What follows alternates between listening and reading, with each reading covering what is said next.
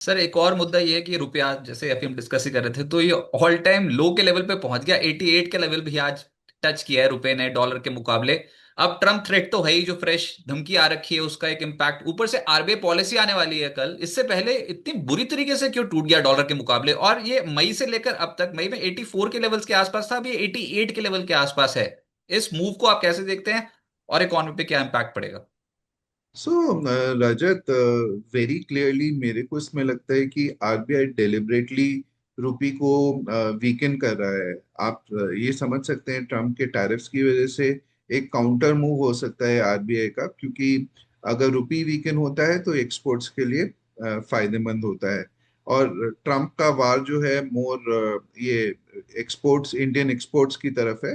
तो counter balance करना चाह रहा है एक तरीके से आरबीआई और इंडियन गवर्नमेंट, जिसकी वजह से आप रूपी में वीकनेस देख रहे हैं। कुछ समय में जब ये सिचुएशन नॉर्मलाइज हो जाएगी, आप देखोगे रूपी दोबारा अप्रिशिएट करेगा। सो मेरे को ये लगता है कि आरबीआई रूपी जो है सेल कर रहा है, रूपी रूपी सेल कर रहा है, इस वजह से रूपी वीकन हो रहा है। तो सिचुएशन यही है, बाकी कुछ नहीं है।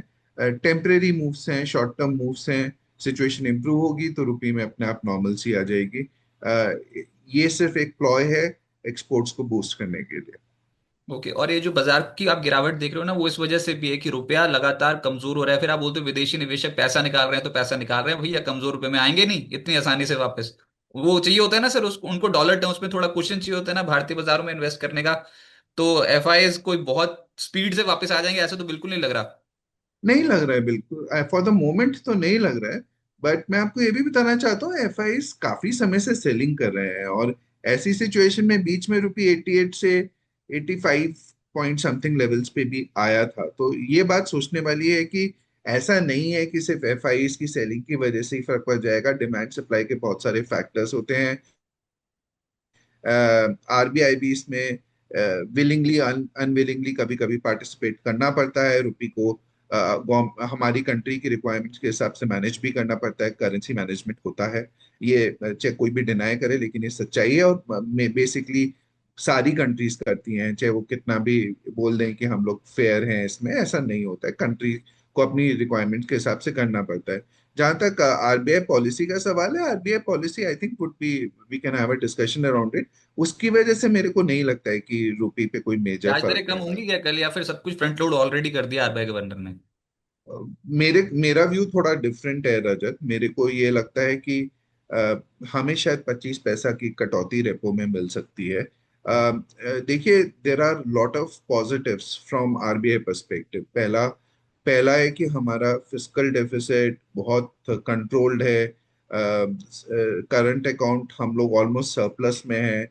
सेकंड, हमारा इन्फ्लेशन जो है, आरबीआई सबसे उनके लिए फर्स्ट प्रायोरिटी इज इन्फ्लेशन। वो इन्फ्लेशन को टारगेट करते हैं सबसे पहले।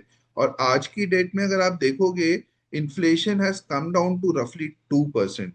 और ये बहुत ही अच्छी सिचुएशन है इंडिया के लिए। तो हमारा मॉनसून काफी अच्छा लग रहा है, जिसकी वजह से फूड इन्फ्लेशन में कोई चेंज नहीं आना चाहिए। तो मेरे को लगता है कि आरबीआई का focus easily they can shift from inflation to growth. India को इस समय क्या चाहिए? इंडिया को ग्रोथ चाहिए इकोनॉमी में। इंडिया को चाहिए कि हम लोग फास्ट और फास्ट, हम लोग वैसे तो अच्छा ग्रो कर रहे हैं, लेकिन हम लोग अगर और फास्ट ग्रो करें तो बहुत सारी प्रॉब्लम्स अपने आप सॉल्व होने लगेंगी। 6 बजे 6%, 6, 6.25%, 6.5% की बजाय अगर हम लोग 7% पे ग्रो करें, then it can make things very good for India. इसीलिए आपने देखा है कि अब तक 1% का रेपो रेट कट किया है अप्रैल से। और मेरे को लगता है 25 पैसे की और गुंजाइश है।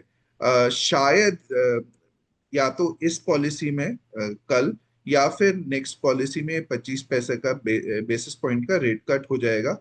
और फिर शायद वो फ्रंट लोडिंग जितनी भी है वो कंप्लीट हो चुकी होगी। मेरे को नहीं लगता है कि उसके आगे बहुत ज्यादा गुंजाइश है। तो 25 पैसे का रेट कट हो सकता है। डविश पॉलिसी होगी। इन्फ्लेशन टारगेट की करने की जरूरत नहीं है, ग्रोथ पे फोकस रहेगा। और at the same time neutral stance adopt किया जाएगा। Policy could be proactive. ये गवर्नर साहब ने पहले भी दिखाया है, और मेरे ख्याल से ये कंटिन्यूड रहेगा। आज थर थर कांप रहा है मार्केट, 24,600 के लेवल को हम दस्तक दे रहे हैं, वो लेवल भी टूट चुका है वैसे। तो दो चीजों का इम्पैक्ट है, एक तो कमजोर करेंसी, रुपया ऑल टाइम लो लेवल पे पहुंच गया डॉलर के मुकाबले।